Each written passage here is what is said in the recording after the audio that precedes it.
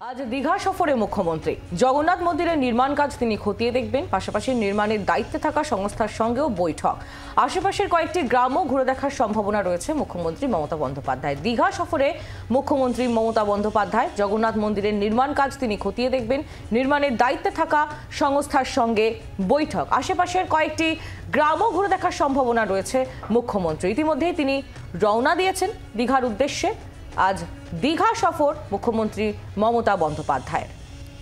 জগন্নাথ মন্দিরের নির্মাণ কাজ খতিয়ে দেখার পাশাপাশি নির্মাণের দায়িত্বে থাকা যে সংস্থা তাদের সঙ্গে বৈঠক করার কথাও মুখ্যমন্ত্রীর রয়েছে। আশেপাশের কয়েকটি গ্রামও তিনি ঘুরে দেখতে পারেন, যেটা এখনো পর্যন্ত জানা যাচ্ছে। দীঘা সফরে মুখ্যমন্ত্রী মমতা বন্দ্যোপাধ্যায় ইতিমধ্যেই দীঘার উদ্দেশ্যে তিনি রওনা হয়েছেন। আরো বিস্তারিতভাবে আমরা জানবো। সরাসরি আমাদের সঙ্গে রয়েছেন শ্রেয়সী গঙ্গোপাধ্যায়, আমাদের প্রতিনিধি। শ্রেয়সী, দীঘা সফরে মুখ্যমন্ত্রীর ঠিক কি কর্মসূচি রয়েছে একটু বিস্তারিত বলো।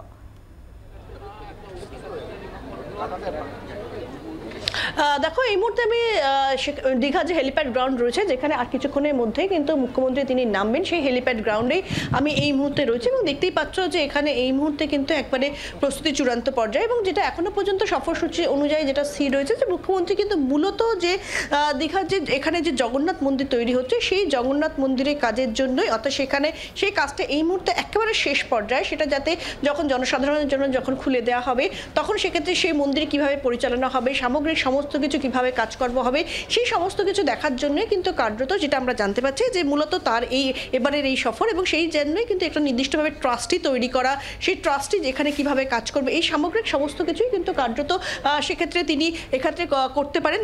সেই বিষয় নিয়ে সিদ্ধান্ত নেবেন এবং বেশ কিছু কয়েকটা জায়গা তিনি ঘুরে দেখবেন, এমনটাই কিন্তু জানা যাচ্ছে। আমাদের সঙ্গে রয়েছেন আমি সুপ্রকাশের কাছে, আপনার কাছে আপনি জানতে চাইবো যে মুখ্যমন্ত্রী দীর্ঘদিন বাদে তার দীঘা আসা মূলত জগন্নাথ মন্দিরের যে কাজ, সেই কাজের জন্য। আর কর্মসূচির মধ্যে আর কি রয়েছে, কিভাবে দেখছেন? না, মূল কর্মসূচি হচ্ছে মমতা বন্দ্যোপাধ্যায় নিজের ঐকান্তিক প্রচেষ্টা, ঐকান্তিক ইচ্ছায় একটা পুরীর আদলে আমাদের দীঘাতেও জগন্নাথ দেবের মন্দির গড়ে উঠছে। তো সেই মন্দির প্রায় একদম শেষ লগ্নে এসে পৌঁছেছে প্রস্তুতি। তো মমতা বন্দ্যোপাধ্যায় চেয়েছেন যে এবছর রথযাত্রা যাতে দীঘা থেকে হয়।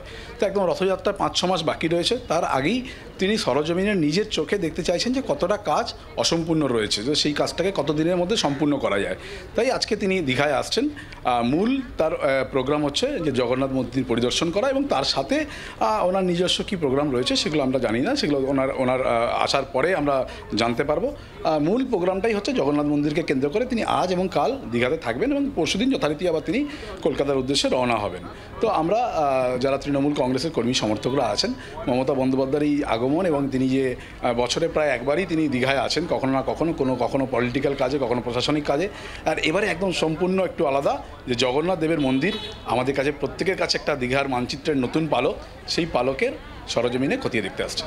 একবারে দেখো, যেটা মুখ্যমন্ত্রীও তিনি কিন্তু বিভিন্ন সময় তিনি যেটা বলেছেন সেটা হচ্ছে যে যেখানে মুখ্যমন্ত্রী তিনি বলেছেন যে এক্ষেত্রে যে ট্রাস্টটি তৈরি করা হবে, মূলত সেই ট্রাস্টেই কিন্তু কার্যত এই জগন্নাথ মন্দির, অর্থাৎ জগন্নাথ দেবের যে মন্দির তৈরি হচ্ছে পুরীতে, পুরীর পাশাপাশি আমরা জানি যে পুরীতে প্রচুর ভক্ত যান, প্রত্যেক বছরই কিন্তু পুরীতে এ রাজ্য থেকে প্রচুর ভক্ত যান।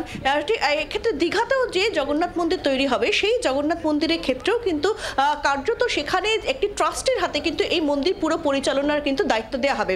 শুধুমাত্র যে মন্দির তৈরি হচ্ছে তা নয়, সেখানে কিন্তু যেন পাথরের মূর্তি থাকবে, ঠিক তেমনই কিন্তু মহাপ্রভু সেখানে নিম কাঠের যে মূর্তি, অর্থাৎ সেই নিম কাঠের একটি ছোট মূর্তিও তৈরি হবে এবং সেই মূর্তিতে কিন্তু নিত্য পুজো হবে। ফলে সেই জায়গা থেকে দাঁড়িয়ে কিন্তু কার্যত তোমাকে যেটা জানাবো যে যেহেতু সেখানে নিত্য পুজোর ব্যবস্থা করা হচ্ছে, ফলে সেই জায়গা থেকে দাঁড়িয়েই কিন্তু কার্যত সামগ্রিকভাবে পরিচালনা, শুধুমাত্র যে ভক্তদের জন্য বা দর্শনার্থীদের জন্য খুলে দেওয়া নয়, সেখানে পুজো, রেগুলার বেসিসে পুজো হওয়া, সেখানে মানুষের আসা, এই সামগ্রিক সমস্ত বিষয়টাই যাতে সুষ্ঠুভাবে পরিচালিত হয়, সেই বিষয়টাই কিন্তু মূল লক্ষ্য। এবং সেই জন্যই কিন্তু কার্যত সামগ্রিক সমস্ত বিষয়ে চূড়ান্ত সিদ্ধান্ত নেওয়ার জন্যই কিন্তু মুখ্যমন্ত্রী মূলত এবারের এই দীঘাতে আসার যে পরিকল্পনা, সেই পরিকল্পনা।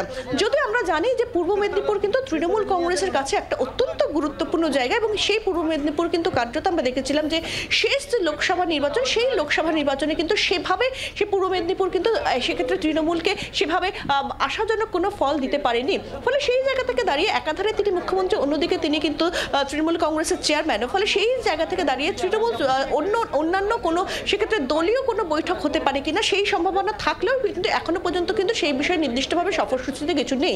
সেক্ষেত্রে এর পাশাপাশি কিন্তু তোমাকে জানিয়ে রাখি যে আমরা জানি যে এক্ষেত্রে প্রশাসনের যারা কর্তারা রয়েছেন তাদের সঙ্গে তিনি আলাদা করে বৈঠক করতে পারেন, তবে সেটা নির্দিষ্টভাবে প্রশাসনিক যে রিভিউ মিটিং হয় তা নয়, সাধারণভাবে তিনি জেলা সম্পর্কে খোঁজখবর নিতে পারেন। এবং যেহেতু সামনে আমরা জানি যে আবাসের যে অর্থ, সেই অর্থ বা বাংলার বাড়ির জন্য যে অর্থ, সেই অর্থ বন্টনের যে প্রক্রিয়া, সেই প্রক্রিয়া শুরু হতে চলেছে। ফলে সেই জায়গা থেকে দাঁড়িয়ে সেই সংক্রান্ত তথ্য তিনি জানতে পারেন এমনটাও কিন্তু মনে করা হচ্ছে। তবে এই সমস্তটাই কিন্তু কার্যত এটা মনে করার জায়গায় রয়েছে, কিন্তু তার ঘোষিত যে সফরসূচি, যে তার যে সফর, সেই সফরে ঘোষিত যে কারণ, সেই কারণ অবশ্যই যে দীঘাতে যে জগন্নাথ দেবের মন্দির তৈরি হচ্ছে সেই মন্দির নিয়েই কিন্তু চূড়ান্ত সিদ্ধান্ত নেওয়া। ধন্যবাদ শ্রেয়সী। বাংলার আওয়াজ, বাঙালির আবেগ, জি 24 ঘন্টা।